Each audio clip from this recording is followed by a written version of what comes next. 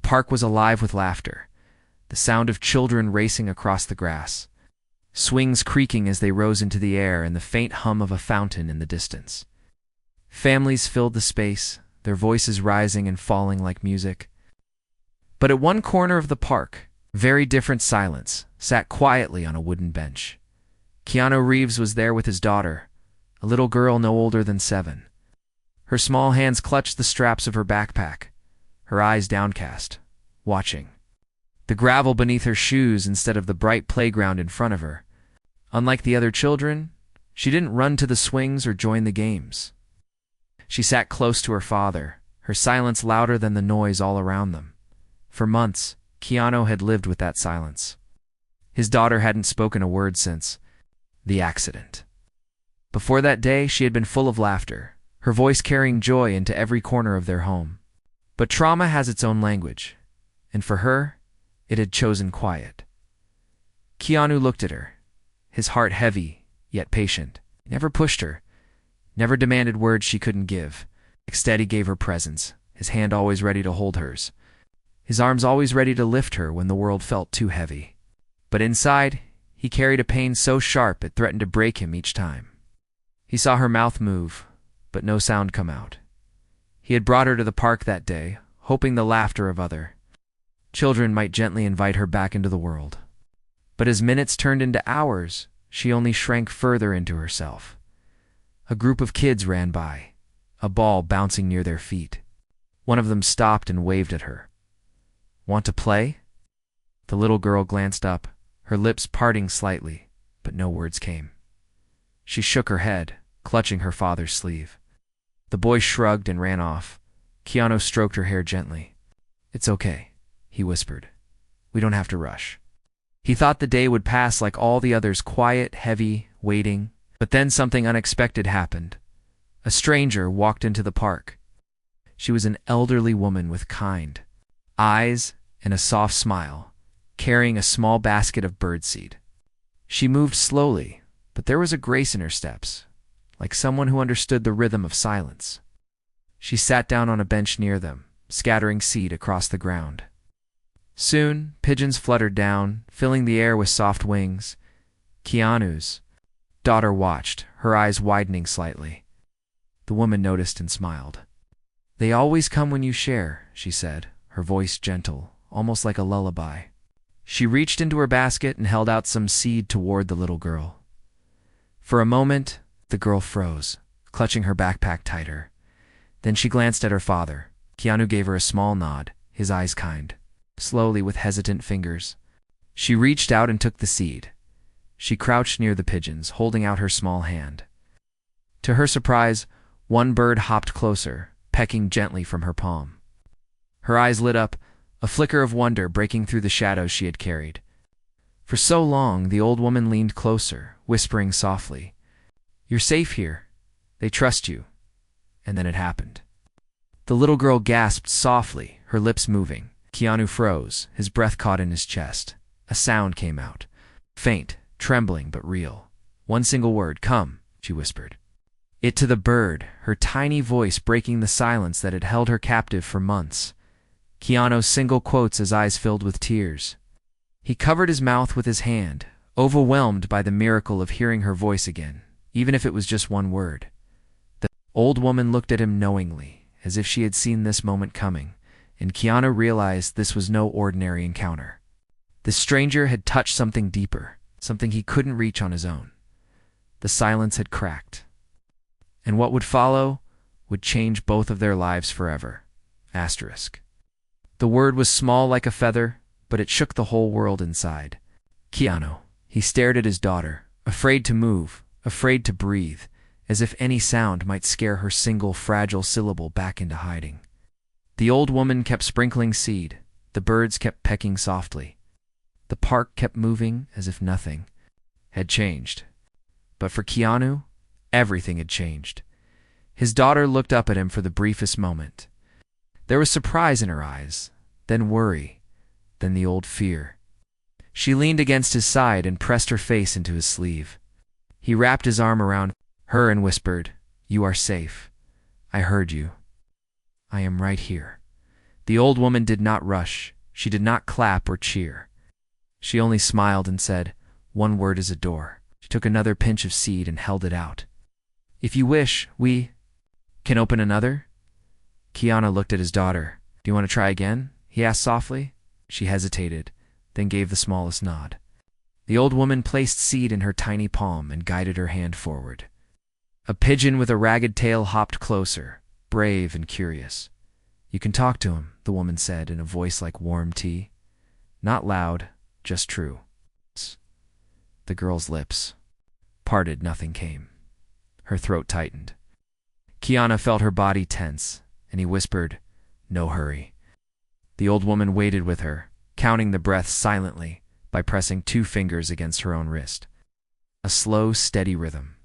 After 3 quiet breaths, the girl found a second word.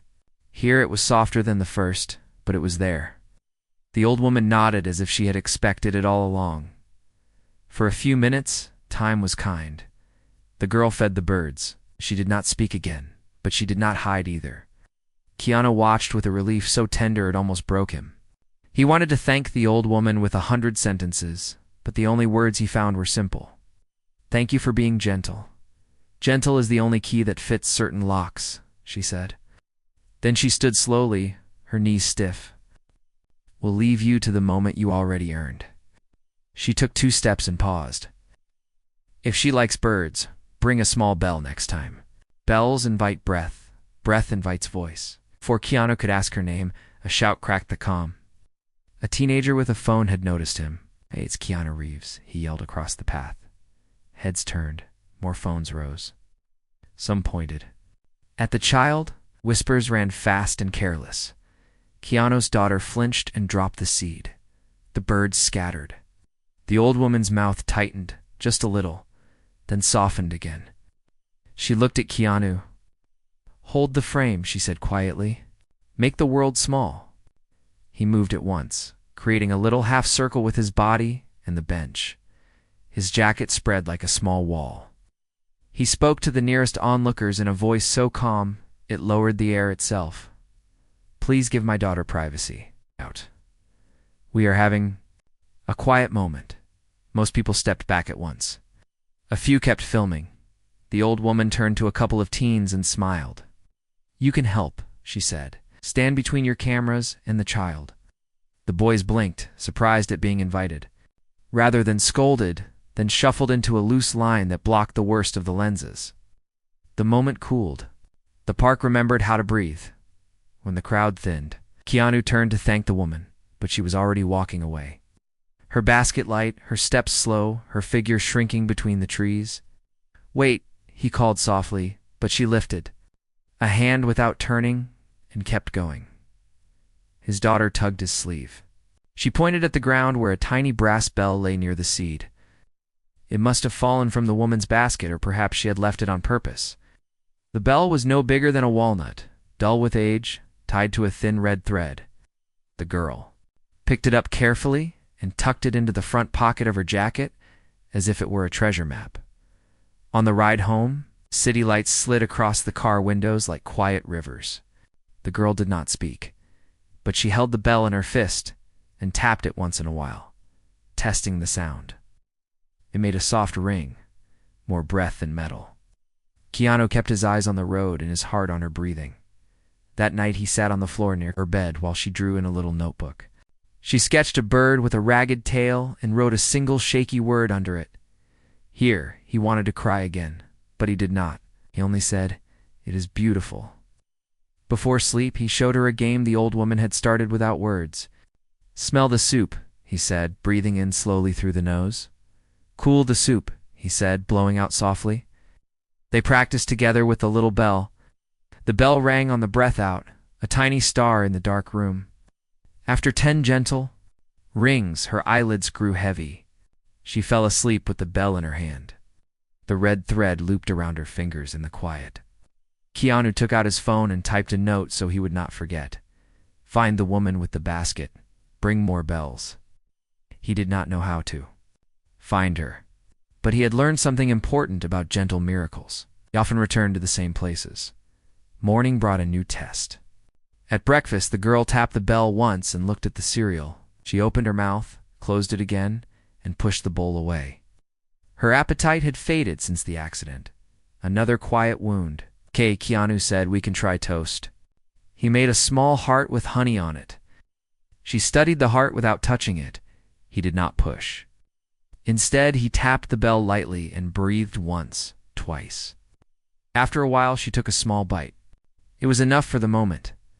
They went back to the park in the afternoon with a paper bag of seed and a second bell Keanu had found in a drawer of old things. The sky was pale and kind. The bench was free. They sat. They waited. The old woman was not there still. They played the bell game. The girl held her bell against her chest and listened to her own breath. Birds came without fear. The ragged-tailed pigeon returned like a little soldier who knows his post. The girl smiled without sound and scattered seed. A jogger slowed nearby and looked ready to start a conversation. Keanu raised a hand politely and whispered, "Please give us a little space." The jogger nodded and kept running. The world stayed small. Then a familiar voice floated from behind. "The trees, you kept the bell." The old woman appeared as quietly as she had left, the basket on her arm, a small thermos tucked inside. Her eyes warmed when she saw the girl cradling the bell. "We practiced," Keanu said. "We don't know what we're doing, but we practiced." "You were doing everything," she replied. She poured a little tea into a lid and let the steam rise between them. Breath likes warmth. Warmth invites voice. She showed the girl how to place the bell near the steam and listened to the tiny changes in sound. It became a kind of music game, soft as lace. After a few minutes, the old woman hummed one simple note, gentle and low. She did not ask the child to copy it. She hummed again, as if warming a small room. The girl watched the steam touched bell, and then, almost without deciding, let one small breath become a tone. Not a word this time. Sound. Keanu felt the earth tilt. He did not speak. He did not move. He let the sound be the sun. The old woman nodded once. "Stones do not turn into rivers in a day," she said. "But one drop is still water." She took a folded napkin from her basket and set it on the bench. Embroidered in one corner was a tiny bird with a threadbare tail. "They make little maps. For little voices," she said. "You can find me where things grow." "May I know your name?" Keanu asked. "Soon," she said with a smile that carried both kindness and boundary. "Names come after trust learns to stand." A sharp bark cut the air before he could reply. A dog slipped its leash and rushed toward the birds. Wings exploded in all directions. The girl flinched, hands flying to her ears. Her body folded in. On itself, like a paper boat in a sudden rain, Keanu reached for her, but the old woman reached first. Not to pull, not to scold, only to guide. "We melt the ice," she murmured.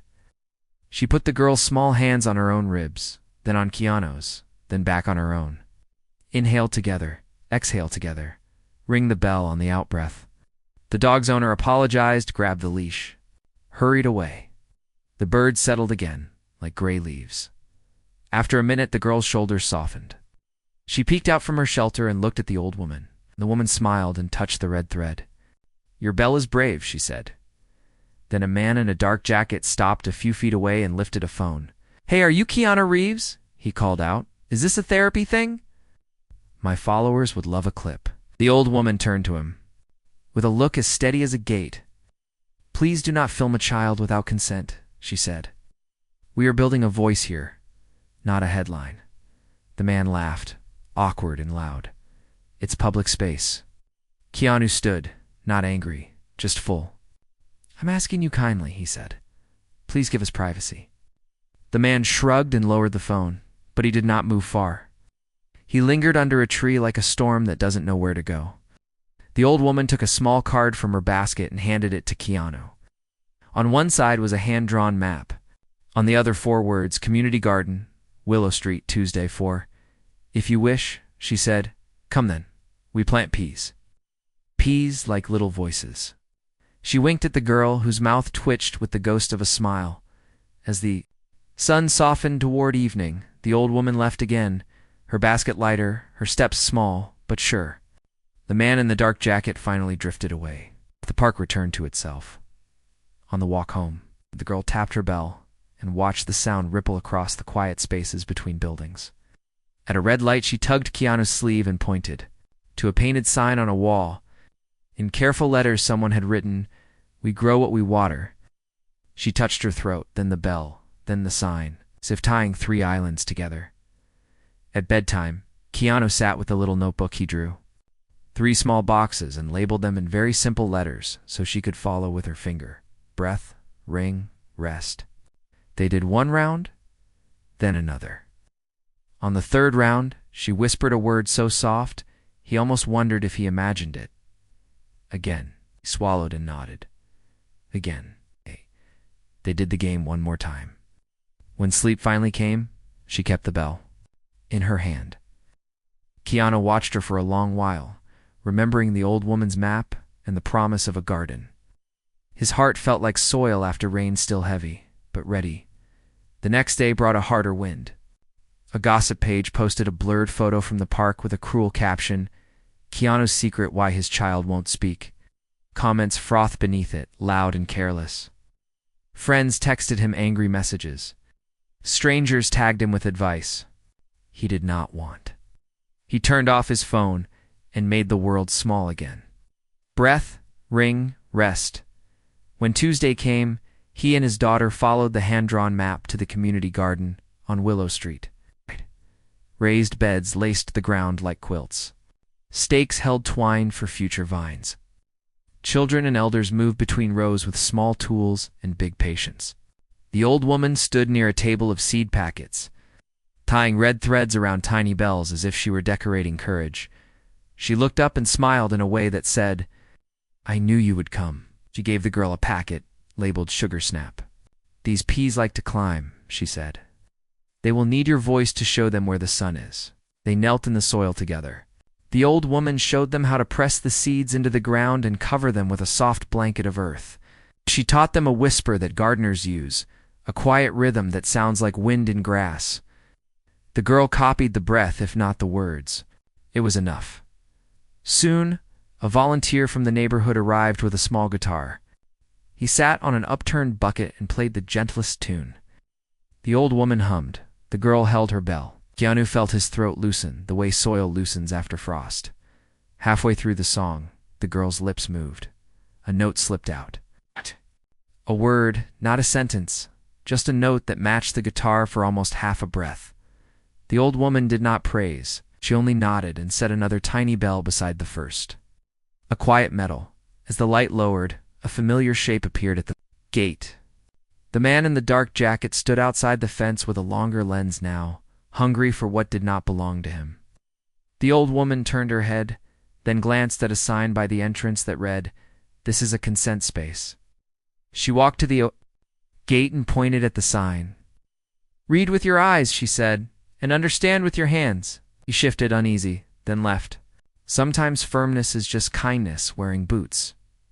When the planting was done, the old woman poured water into a little tin cup and let the girl be the one to give the soil a drink. "Every voice is a seed," she said softly. "We do not pull at it to make it grow. We feed it.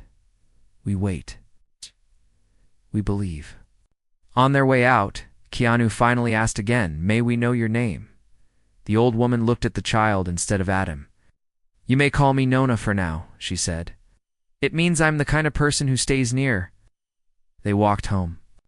Under a sky that looked like clean linen, the girl held the empty seed packet in one hand and the twin bells in the other.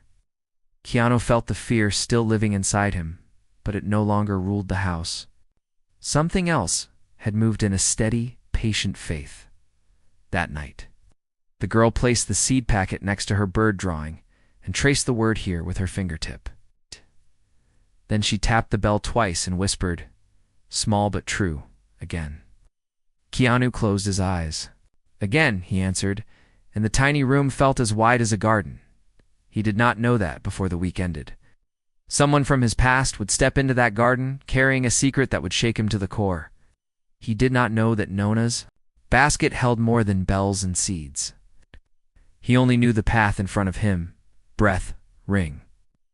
Stand that he would walk it beside his daughter until her voice learned the shape of the sun. The days that followed became a strange mix of ordinary and extraordinary. Keanu tried to keep life simple for his daughter, but small miracles began to appear in unexpected corners. Every morning she tapped her bell 3 times before brushing her teeth. She carried the seed packet in her backpack as if it were a secret code.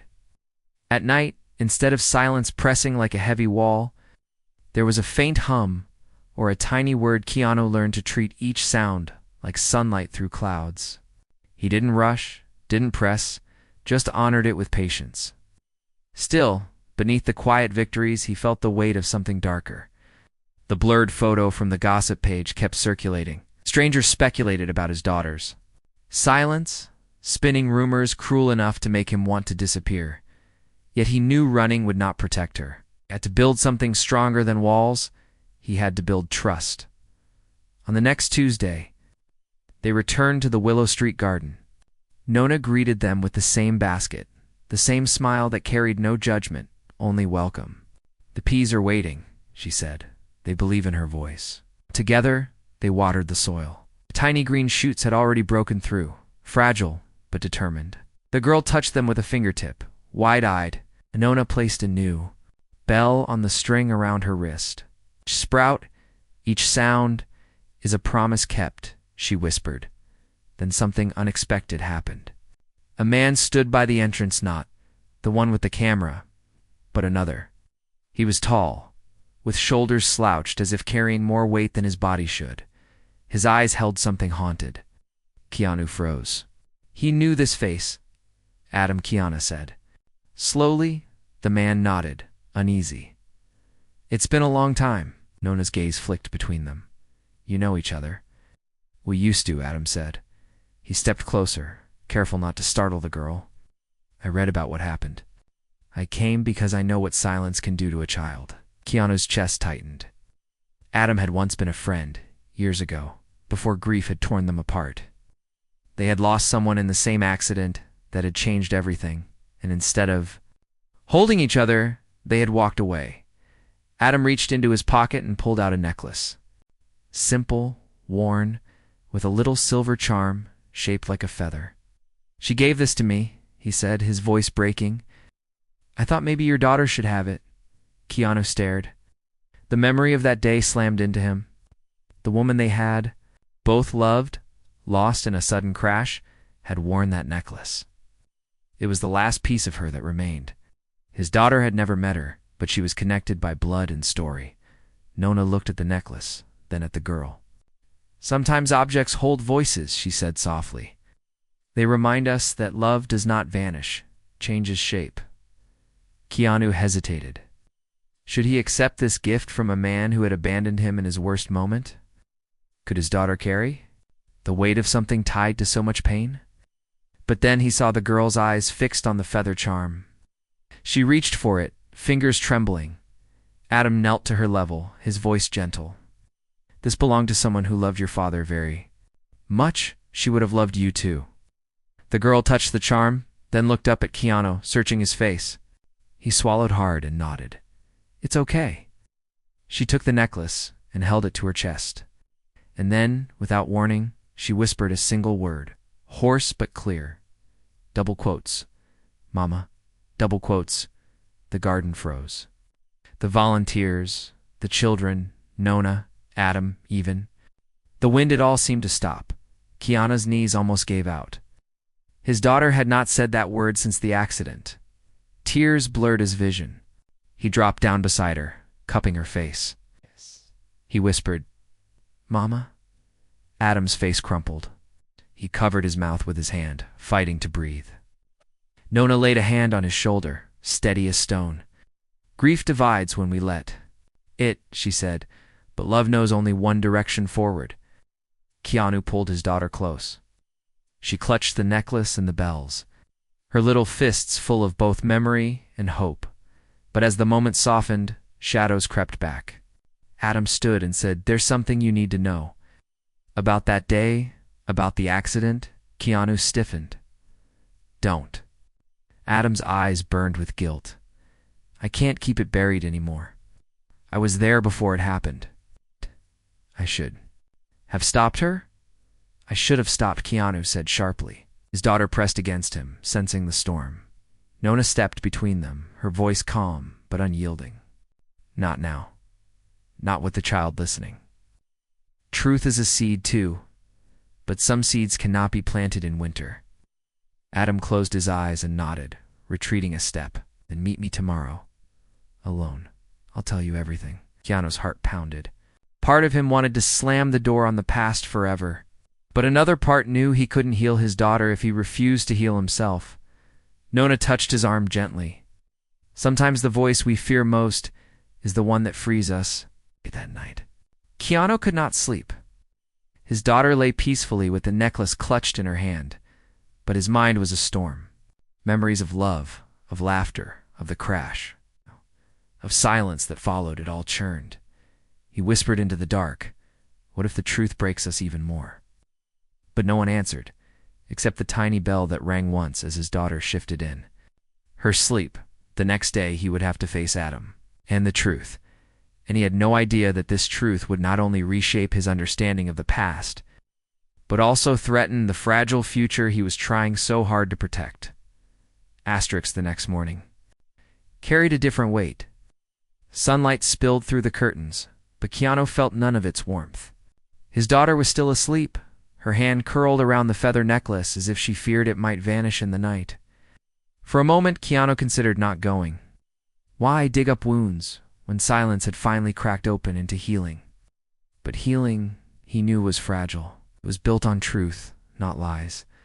If he let Adam carry his secret alone, it could one day fall on his daughter like a storm. He left her with Nona at the garden, her laughter faintly rising as the pigeons returned for morning seed. It was the first time he had heard her laugh. In months, that sound gave him courage. Adam was waiting near the river, his shoulders hunched, hands buried deep in his pockets. He didn't look like the man Keanu remembered. This was someone eroded by guilt, each wrinkle a scar of what he had carried too long. You came, Adam said quietly.